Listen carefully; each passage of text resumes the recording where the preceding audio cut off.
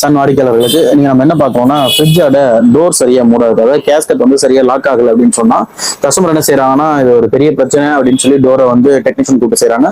இது நீங்க வீட்லயே ரொம்ப எளிவா செய்யலாம். நீங்க முதல்ல வந்து டோரை ஓப்பன் பண்ணிட்டு அந்த டோரோட கேஸ்கட்ல நடுவில் வந்து பாத்தீங்கன்னா ஒரு சின்னதா ஒரு வரம்பு மாதிரி இருக்கும். அதுல நிறைய வந்து பங்க்ஸ், அதாவது டஸ்ட் ஓவர் ஃபார்ம் ஆயிருக்கும்.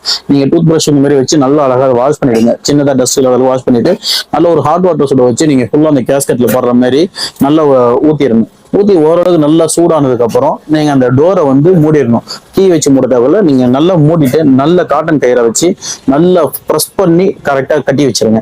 கரெக்டா 2 or 3 days கழிச்சு நீங்க ஓப்பன் பண்ணி நீங்க யூஸ் பண்ண ஆரம்பிச்சீங்கன்னா உங்களுக்கு இந்த ப்ராப்ளம் சால்வ் ஆயிடும். இல்ல இதுக்கப்புறமும் உங்களுக்கு வந்து அது சால்வ் ஆகலன்னு சொன்னா நீங்க டெக்னீஷியன் வர சொல்லி எந்த பிராண்டோ கண்டிப்பா அந்த பிராண்டோட சைஸ் கரெக்டா வாங்கி நீங்க போட்டுங்க.